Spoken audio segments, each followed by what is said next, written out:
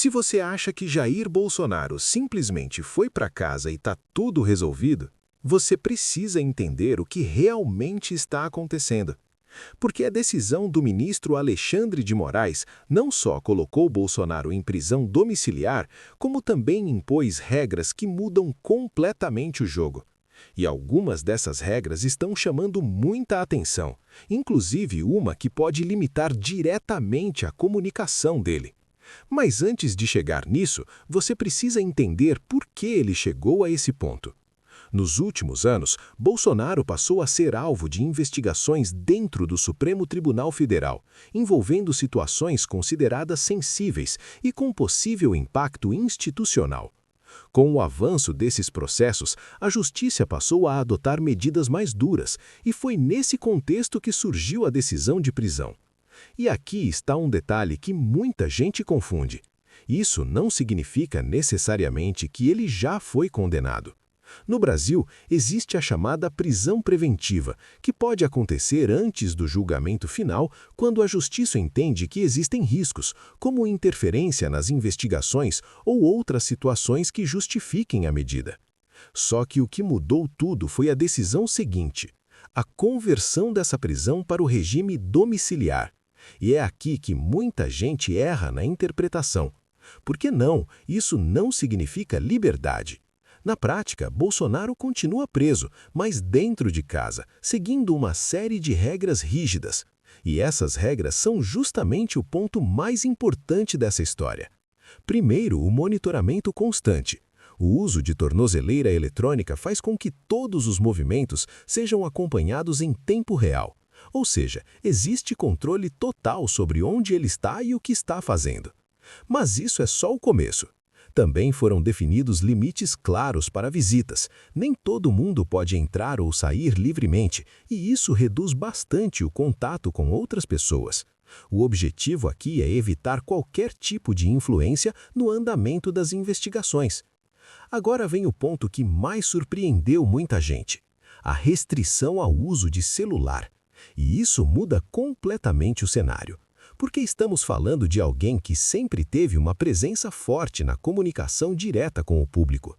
Limitar isso não é apenas uma regra simples, é uma mudança significativa na forma como ele pode se posicionar. Agora pensa comigo, não é só ficar em casa, é uma situação com vigilância constante, contato limitado e comunicação restrita. E qualquer erro pode custar caro, porque o descumprimento dessas regras pode levar à perda da prisão domiciliar e ao retorno para um regime mais rígido. Mas a pergunta que muita gente está fazendo é outra: por que ele recebeu esse direito? A prisão domiciliar não acontece por acaso.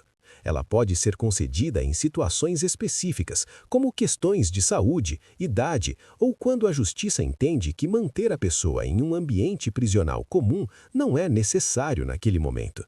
No caso de Bolsonaro, a decisão foi interpretada como uma forma de manter o controle da situação sem abrir mão das restrições.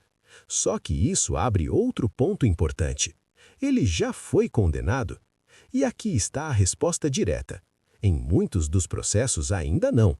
Existem etapas em andamento, o que significa que ele pode estar sendo julgado enquanto cumpre essa medida. E isso é fundamental, porque existe uma grande diferença entre cumprir uma pena definitiva e estar em uma fase ainda de investigação ou julgamento. Agora vem outra dúvida que está dominando as buscas: quanto tempo isso vai durar? E a resposta pode surpreender. Não existe um prazo fixo. A duração da prisão domiciliar depende de vários fatores, como o andamento do processo, novas decisões judiciais e o comportamento durante esse período. Ou seja, pode ser algo curto ou se estender por bastante tempo. E isso leva ao próximo ponto: o que pode acontecer daqui para frente? Existem alguns caminhos possíveis. Ele pode continuar em prisão domiciliar até o avanço do processo. A decisão pode ser revista ou alterada, e em caso de condenação, o regime pode mudar novamente. Só que existe algo ainda maior por trás de tudo isso: o impacto político. Estamos falando de um ex-presidente da República. Qualquer decisão envolvendo Bolsonaro gera reação imediata, tanto de apoiadores quanto de críticos, e isso coloca ainda mais pressão sobre cada passo do processo. E é exatamente por isso que esse caso está sendo acompanhado tão de perto. Agora vem a reflexão que está dividindo opiniões. A prisão domiciliar é um privilégio ou um direito previsto na lei?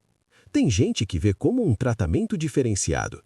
Outros entendem como uma medida legal, aplicada dentro de critérios específicos. E essa divisão mostra como o tema é sensível. Mas talvez a pergunta mais importante seja outra. Isso é o começo do fim ou só mais um capítulo de algo maior? Porque olhando para o cenário atual, tudo indica que ainda existem desdobramentos pela frente. E o que acontecer a partir daqui pode mudar completamente essa história. Agora eu quero saber de você. Você acha que essa decisão foi justa ou deveria ter sido diferente? Comenta aqui embaixo, porque essa discussão é importante. E se você quer entender tudo o que acontece nos bastidores do poder de forma clara e direta, deixa o like, se inscreve no canal e ativa o sininho. E assiste o próximo vídeo, porque o que vem por aí pode ser ainda mais impactante. Até o próximo vídeo.